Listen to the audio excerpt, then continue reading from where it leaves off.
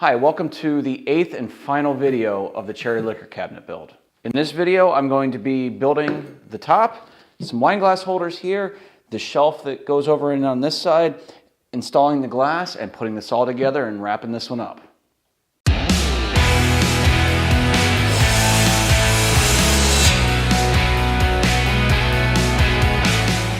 So you may recognize this piece as one of the two that I made my back panels from, or what's left over of them. When I cut these up to make those back panels, I was saying that I might want to use these for the top. Well, I've actually changed my mind on that. I still have to build shelves, and I'm thinking I'm going to use these pieces for that. This piece has just about enough material, a little bit extra on either side, to make the two shelves before I get down into this damaged area down here. So that's where I'm going to start off.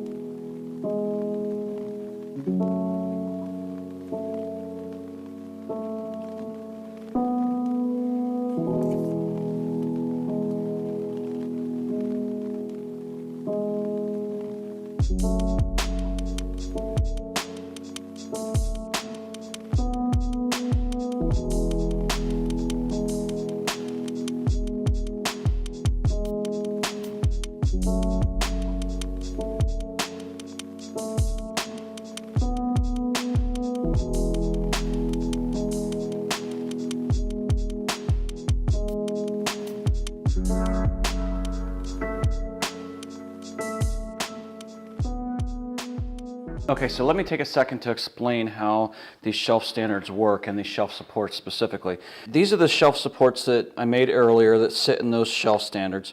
And as you can see, there's a notch cut out here that's about 1/2 inch deep. You can also see that that notch and the shelf standard both are shorter than the total length of the shelf, or the total depth of the shelf, I guess you could say. So I'm going to go and cut a rabbet on the back side of this shelf, the thickness of this shelf support. So it's going to come out, that's about 3/4 inch. And I'll cut about 1/4 inch off of it. So what remains will be the same thickness as my notch that's cut out on the shelf support. Then I'll cut that back to fit just in this notch, and the remainder of the shelf from that point out will be cut off. And then what will happen is when this sits in this shelf standard, it'll sit between the two and it will overlap it on either side, which will lock it in place. It'll prevent this from coming out and allowing the shelf to fall. So once the shelf is in, everything's going to be locked in place. Hopefully that made sense. If not, once I get it cut, I'll show you how it all goes together, and hopefully it'll make more sense then.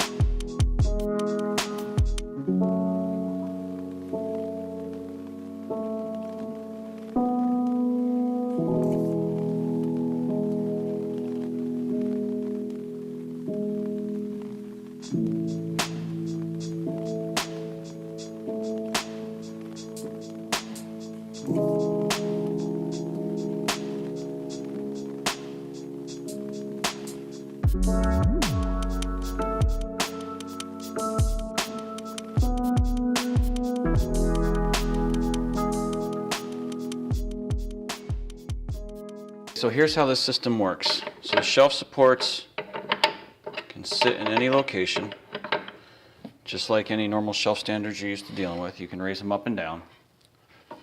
And the shelf comes in and locks in that notch. So now you can kind of see how I can't pull that shelf support out because it's now blocked by the shelf.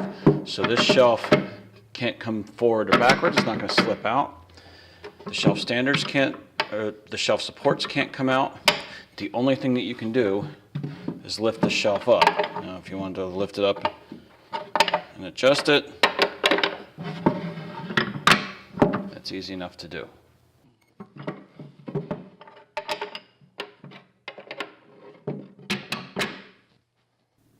few videos back when I was making the back panels for the case, I had the pieces laid out that I really wanted to use for the top, and after looking at them I decided that it'd be better suited for those back panels.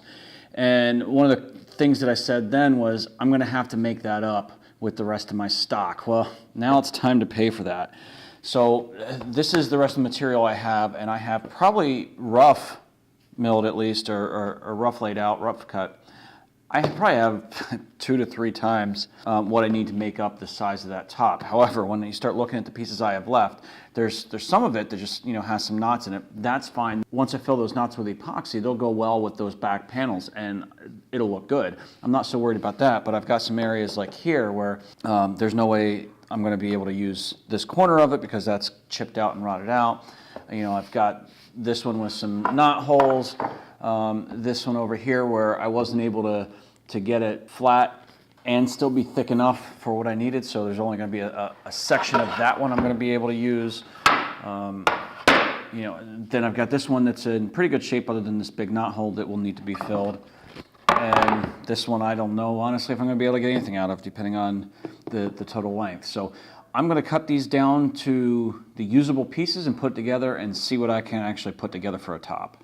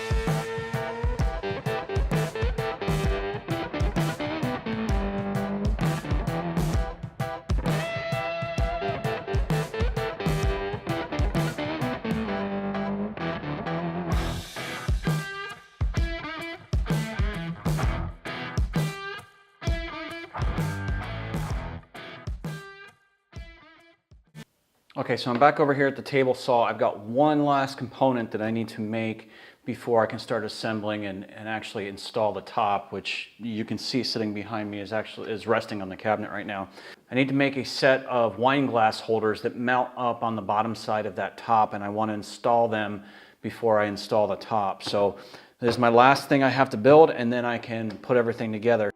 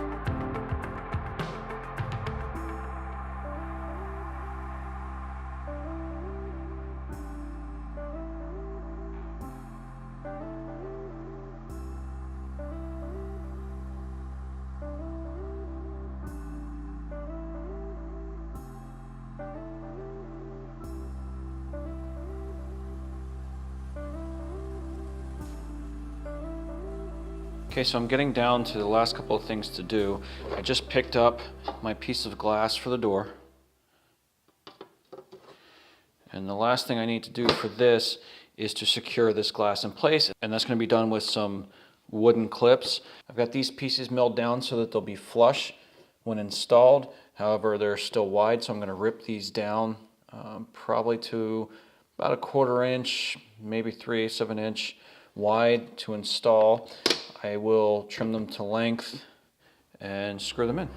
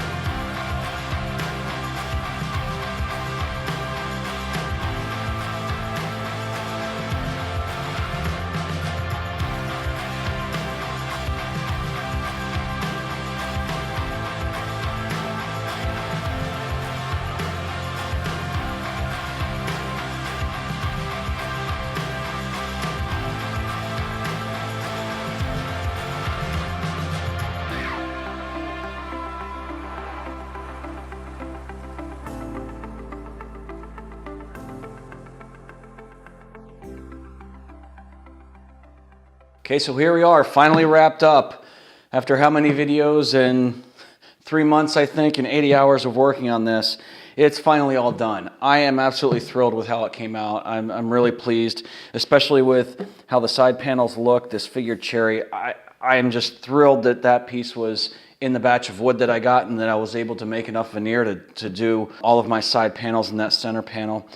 All of the hidden storage, I think, is just a nice detail that one of those things, if you look at this cabinet, you're going to look and you're going to hopefully see all this figure and all this other stuff and appreciate the cabinet without ever knowing that that stuff is there.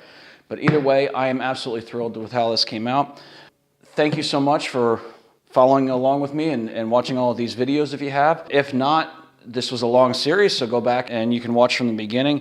I try and put a lot of detail into these videos, which makes for several videos, and it's not a one project a week kind of a thing, but hopefully that's something you appreciate and that's something you like. So again, thank you so much for watching, and I hope to see you on the next video, whatever that project may be. I'm not sure yet.